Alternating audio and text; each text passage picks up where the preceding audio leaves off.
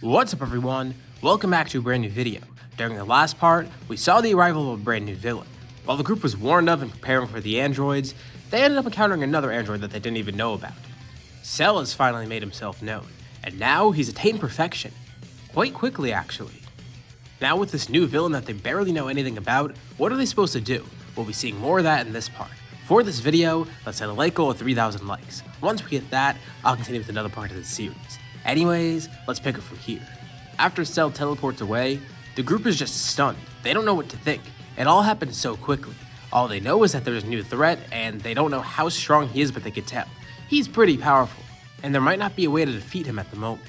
RADITZ curses everything. He was so close to winning here. They were all so close to defeating the androids. They've been training for it for so long, and this happens. In his rage, he ends up destroying part of the lab.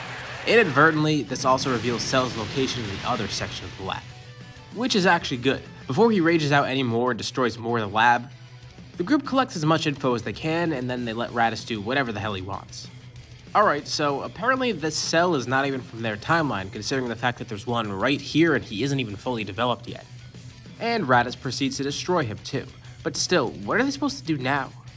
They have some info about Cell, rummaging around the remains of the lab, and they even find out some schematics for the androids, which don't really matter because they're dead in the future, and here they're inside of Cell.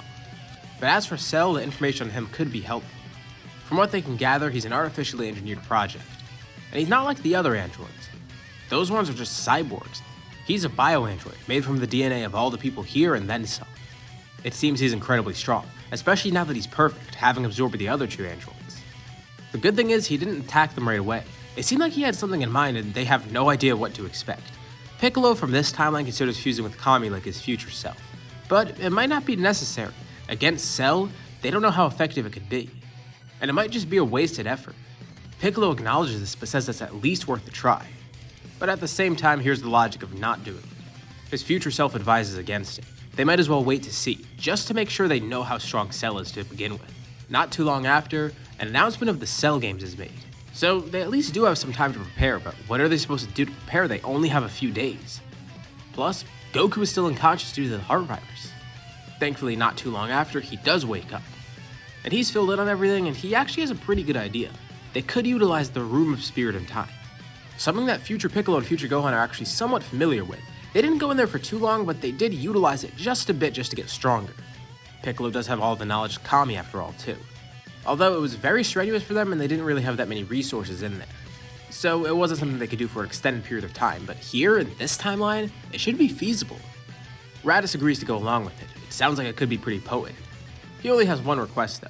He's gonna go in with Piccolo first. It's the person he's been training with most and he feels like he can benefit from it. And the group agrees with it. So RADITZ and Piccolo are the first to head in. And Piccolo could see why his future self used this. For someone as powerful as him, this would be really good training. But he could also see how risky it was. It's a dangerous type of training, and if anything happened to them in here, they barely had any resources on the outside. No senzu beans, not a lot of food to stay in here for a while, stuff like that. Here they have a much better advantage. They can utilize this room however much they want. And RADITZ sees some nice gains from it too. Training a lot more with Piccolo, spending an entire year in there.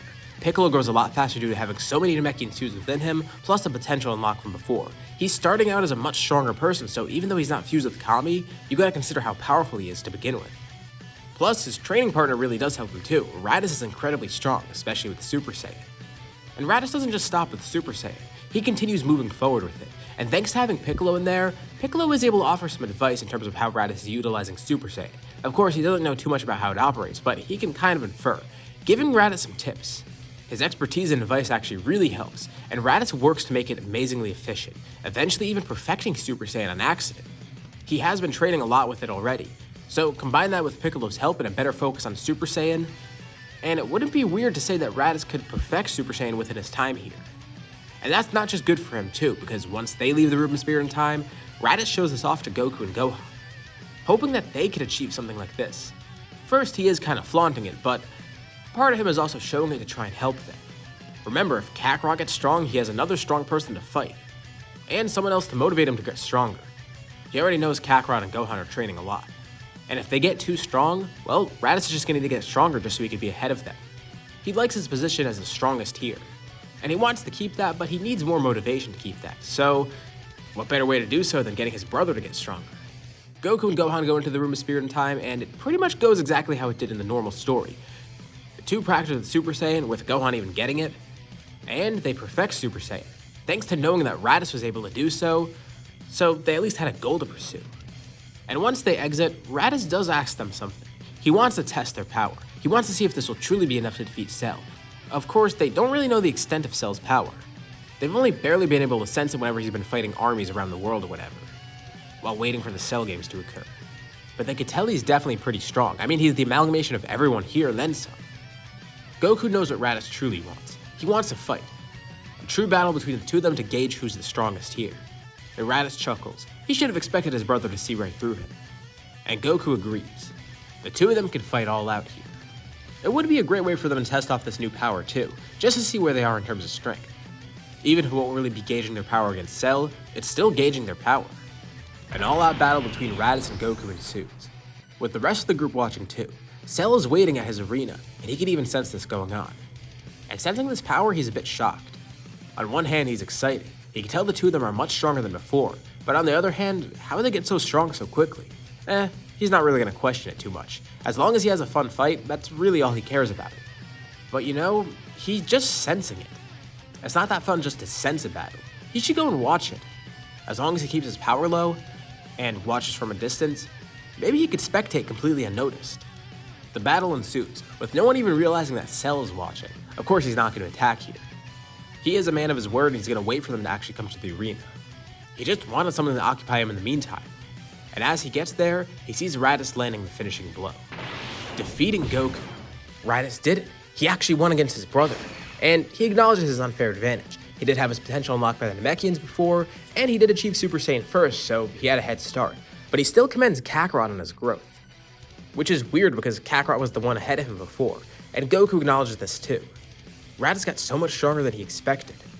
And honestly, he wasn't sure if Raditz was going to kill him or not in that battle. He could have easily done it, but he didn't.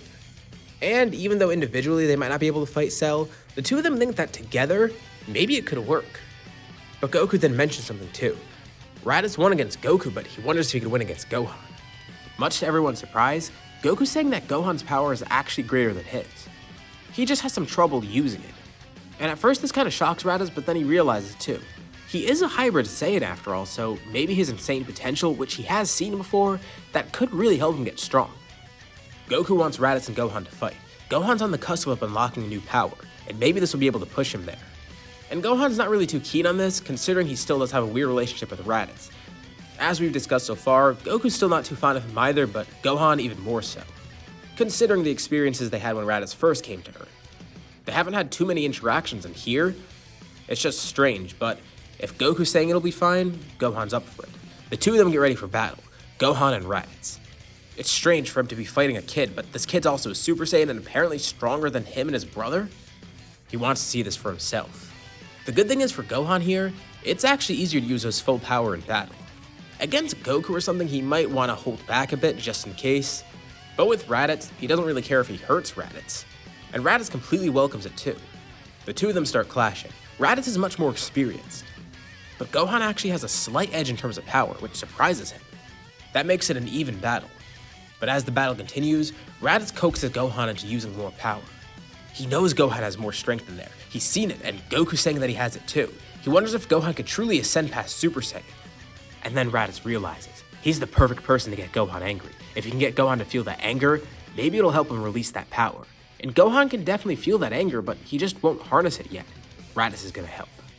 He tells Gohan that same rage he felt as a child when he was kidnapped. Harness that anger here. Use it against him. It's the same person after all. And then Raditz starts getting a little bit different. He tells Gohan, this is now a battle to the death. He is partially bluffing, but maybe if he starts acting a lot more harsh, it'll get Gohan's anger to come out. The battle continues, and Raditz keeps pressuring him, to the point of even annoying Gohan. And Raditz starts to get an advantage. Even though Gohan is ahead in terms of power, remember, like I said, Raditz is ahead in terms of experience. And the fight gets tougher the longer it goes on. And then Raditz says something that really gets under Gohan's skin. He hopes that Gohan realizes, after Cell's defeated, Raditz will be the strongest around here. So if Gohan wants to do something about that, he better show off that power. Unless he's fine with everyone being under Raditz's thumb. And Gohan finally snaps. This battle finally pushed him to the limit. Raditz was the perfect opponent for this. Goku wasn't able to unlock that power, but Raditz was due to sheer annoyance. Gohan transforms into Super Saiyan 2, and just as quickly as he transforms, he knocks Raditz unconscious. The rest of the group looks on completely stunned. It actually happened. He had that power within him, and Goku's glad. He didn't think Raditz would actually be able to do that, but he did, and now Gohan has access to this power. Knowing how to channel that rage, he displayed it in the Room of Spirit and Time briefly, but here, he can actually tap into it whenever he wants, which would be great against Cell. Although Cell's getting a bit impatient. Remember, he's been watching this entire thing, and seeing this, yeah, he wants to fight now. They don't need more time to train. He teleports in, shocking the group as they see him. He tells them those fights are pretty impressive, especially Gohan's battle with Raditz. Honestly, he's kind of bored of waiting at the Cell Games arena right now, so why not fight? They clearly are strong enough right now. And also part of him is worried. Seeing Gohan's power did kind of concern him, but it also excited him, and that's why he wants to start battling right now. He's impatient, but also concerned. And the group doesn't really have a choice. Plus, with Cell here already, he is a threat, and they kind of need to get rid of that as quick as possible. Raditz slowly gets up, regaining consciousness, with the first thing he sees being Cell. And Cell laughs. You know what? Since they were going to do a tournament originally, he'll give them a little bit of an advantage here. Since they're doing the fight earlier, he'll let them all fight together. They don't need to fight him individually. That should make it more enticing for them. Goku and Gohan power up to their max. President Piccolo gives Raditz a Senzu Bean, healing him up as he powers up too. And Raditz laughs. Cell already saw their power, didn't he? So he should know by now. He's screwed, especially with Gohan there. And he would love to have a fun battle with Cell, but he doesn't really need to risk that. He has two people here to fight whenever he wants, Goku and Gohan. Also, there's Piccolo. And in this scenario, I've shown Raditz to be someone who pressures people to finish fights quickly, after his experience with Frieza. And here, everyone knows how big of a risk Cell is. He doesn't want them to waste this opportunity. They need to kill Cell as quickly as they can. Cell powers up, showing his full strength too. He turns to his brother and Gohan, telling him to hold nothing back, as Raditz is the first to rush in, with Goku and Gohan following suit. And Cell is actually able to kind of hold off Goku and Raditz at first. It's tough with two Super Saiyans, especially at their strength, and collectively they might even be above him. But the real issue is Gohan. Once he's able to attack, that pretty much seals Cell's fate. He knew this would happen when he sensed that power. They were getting too strong. He wanted a good fight, but he knew if they trained anymore, they'd get way beyond him. Again, he doesn't know how they got so strong so quickly. So he assumed if they got the full 10 days to wait, well, it wouldn't have even been a fair battle. But this battle isn't fair either. The two brothers and Gohan fight together, having surprisingly good synergy. Well, except for Gohan. He fights faster than everyone there, so it kind of trips them up too with how fast he's moving. And Cell realizes his fate was sealed the second that Gohan unlocked his power. Had he not achieved Super Saiyan 2, well, Cell might have had a chance. But with Gohan having access to that already, Cell was doomed. Whether the fight was right now or later on in the Cell games, Gohan could have won even alone, but here, he even has Raditz and Goku. And thanks to Raditz's advice to finish this as quickly as possible, the fight does end pretty quickly. A father-son Kamehameha from Goku and Gohan, mixed with a Shining Friday from Raditz. The last vision Cell has is the three beams swirling together, hitting him head-on and erasing every little bit of him. They did it. They killed Cell, even though they knew so little about him. The Room of Spirit and Time was really helpful. And even though things started out kind of bad, it turned out pretty good. Future Gohan and Future Piccolo are pretty happy about this. At first it seemed kind of pointless to come back here, then they realized that they could save this timeline, but then it seemed hopeless, and now, everything's good. That really was a roller coaster of emotions for them, but same for everyone here too. Raditz actually accomplished something with his family, which is strange. This is the first time he worked with them instead of against them, and it wasn't an enemy of my enemy situation like Frieza, they actually fought as allies for once. So it's a pretty pivotal moment in that sense too. But even with all that settled, there still is one thing to be concerned about. Future Gohan and Piccolo are still wondering what happened with Namek in the future. And there could be an issue here as well. But what actually happened there, and is it going to happen in this timeline too? Well, we'll be saving that for the next part. This is where we leave off for now. So, what did you guys think about this part? What do you think is going to happen next time? Leave any thoughts in the comments below and I'll be sure to check them out to see what you guys think. As always, if you like the video, be sure to drop a like. And let's try to hit that like goal from the beginning of the video so we can get another part of the series. If you haven't already, why not subscribe? As well as hitting the bell icon so you're notified about any future uploads of my channel, including more parts of the series or any other videos like it.